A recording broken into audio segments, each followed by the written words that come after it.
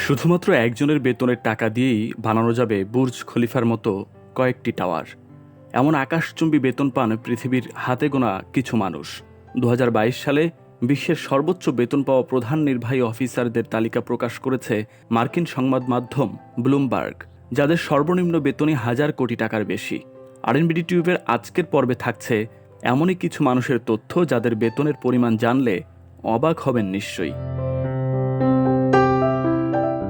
শীর্ষ বেতনের তালিকায় সবচেয়ে উপরের স্থানে রয়েছেন ইলেকট্রনিক গাড়ি নির্মাতা ও প্রযুক্তি প্রতিষ্ঠান টেসলার প্রধান নির্বাহী ইলন মাস্ক, যিনি ২০২২ সালের ২৭ অক্টোবর $৪৪ বিলিয়ন বিনিময়ে জনপ্রিয় সামাজিক যোগাযোগ মাধ্যম টুইটার কিনে নেন।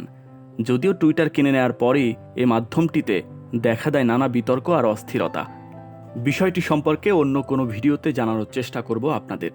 আজকে আমরা জানব ইলন মাস্কের বেতন সম্পর্কে।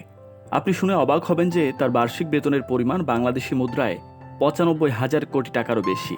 মার্কিন এই ধনকুবেরের এক বছরের বেতনের টাকায় নির্মাণ করা যাবে তিনটি পদ্মা সেতু। টেসলা, টুইটার ছাড়াও রকেট কোম্পানি স্পেসএক্স ও নিউরালিঙ্কের প্রধান হিসেবে রয়েছেন মাস্ক।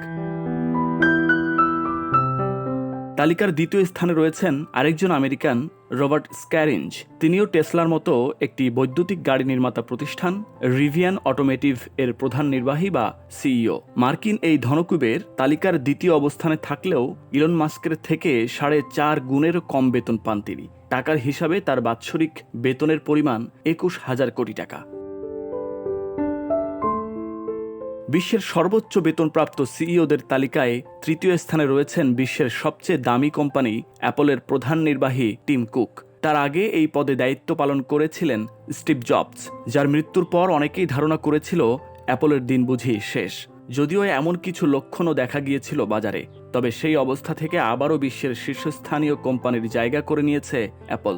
বর্তমানে এটির বাজার মূল্য কানাডা কিংবা স্পেনের মতো দেশের জিডিপির থেকেও বেশি। অ্যাপলের এমন অসাধারণ এগিয়ে চলার পেছনে অগ্রণী ভূমিকা রেখেছেন টিম কুক, যার বিনিময় হিসেবে তার বেতনের পরিমাণও আকাশ ছোঁয়া। ব্লুমবার্গের তথ্য অনুযায়ী অ্যাপলের এই প্রধান নির্বাহীর বেতন বাৎসরিক প্রায় ৮,০০০ কোটি টাকার বেশি।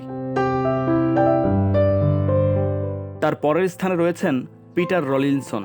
বাংলাদেশি মুদ্রায় তার বার্ষিক বেতন প্রায় ৫,৪০০ কোটি টাকার মতো। তিনি লুসিড নামের একটি কোম্পানির সিইও। টেসলার মতো এই কোম্পানিও বৈদ্যুতিক গাড়ির বাজারে এগিয়ে রয়েছে। পিটার রলিনসন গত বছর শুধু বোনাস হিসেবে পেয়েছেন $২৬০ মিলিয়ন। ব্লুমবার্গের তালিকায় পঞ্চম স্থানে রয়েছে টম সিয়েবেলের নাম। তিনি একটি সফটওয়্যার নির্মাতা সংস্থার প্রধান নির্বাহী কর্মকর্তা। টম সিয়েবেল আগে ছিলেন ওরাকল কোম্পানির সামান্য একজন সেলসম্যান। ১৯৯০ সালে সেই চাকরি ছেড়ে তিনি প্রতিষ্ঠা করেন নিজের কোম্পানি সিয়েবেল সিস্টেমস, যেটি পরবর্তীতে ওরাকল কিনে নিয়েছিল $৫.৮ বিলিয়ন। বর্তমানে নিজের প্রতিষ্ঠিত আরেকটি সফটওয়্যার কোম্পানিতে প্রধান নির্বাহী হিসেবে রয়েছেন টম সিয়েবেল, যার বার্ষিক বেতনের পরিমাণ ৩,২০০ কোটি টাকারও বেশি। ২০২২ সালে ব্লুমবার্গের প্রকাশ করা এই তালিকার একমাত্র নারী হিসেবে ষষ্ঠ স্থানে রয়েছেন সুয়ে নাবি। তিনি একটি উন্নত মানের প্রসাধনী সামগ্রী নির্মাতা কোম্পানির প্রধান নির্বাহী। ব্লুমবার্গের তালিকায় মোট ১৪ জনের নাম রাখা হয়েছে, যার মধ্যে একমাত্র নারী সুয়ে নাবি। বাংলাদেশি মুদ্রায় তার বার্ষিক বেতন প্রায় ২,৬০০ কোটি টাকা। প্রভাবশালী গণমাধ্যম ব্লুমবার্গের তালিকা বিশ্লেষণে দেখা গেছে, বিশ্বের সবচেয়ে বেশি বেতন পাওয়া প্রধান নির্বাহীদের তালিকায় প্রযুক্তি বিষয়ক কোম্পানির দখল রয়েছে সবচেয়ে বেশি। তালিকার প্রথম সেরা ৫ জনের মধ্যে ৩ জন গাড়ি নির্মাতা প্রতিষ্ঠানের সিইও। এছাড়া প্রযুক্তি বিষয়ক কোম্পানির আরও ২ জন প্রধান নির্বাহী স্থান করে নিয়েছেন তালিকার সেরা ৭-এ। বন্ধুরা, জীবন জীবিকার তাগিদে অর্থের প্রয়োজনীয়তা অনস্বীকার্য। ইসলামে বিষয়টি আরও তাৎপর্যপূর্ণ। ইসলামে অর্থবিত্ত মহান আল্লাহ প্রদত্ত নিয়ামত। মানব জীবনে চাহিদার কোনো শেষ নেই। যার অর্থকড়ি যত বেশি আছে তার চাহিদাও তত বেশি। হাদিসে এসেছে, মানুষ যতই বৃদ্ধ হয় তার মধ্যে দুটি বস্তু যুবক হতে থাকে, দীর্ঘায়ু ও অর্থমোহ। তাই চাহিদা সীমিত রাখার মধ্যেই মানব জীবনে সুখ আসে। মানুষের হাজার বছরের অভিজ্ঞতা যেসব অব্যর্থ পরামর্শ দিয়ে চলার পথকে সহজ করেছে, তার মধ্যে মিতাচারী জীবন চিন্তা অন্যতম।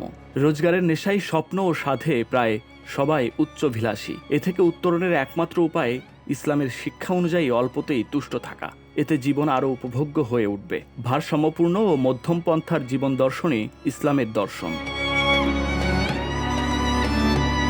এক্ষেত্রে সকল উপার্জন হালাল হওয়া আবশ্যক। আল্লাহ ও রাসূলের নির্দেশিত ও অনুমোদিত পন্থায় যে উপার্জন করা হয় সেটি হালাল উপার্জন, যা কল্যাণকর। নামাজ রোজা যেমন মুসলিমদের জন্য ফরজ, তেমনি হালাল উপার্জনও ফরজ। পবিত্র কুরআনে এসেছে, নামাজ শেষে পৃথিবীতে ছড়িয়ে পড়ো আর আল্লাহর অনুগ্রহে জীবিকা অন্বেষণ করো।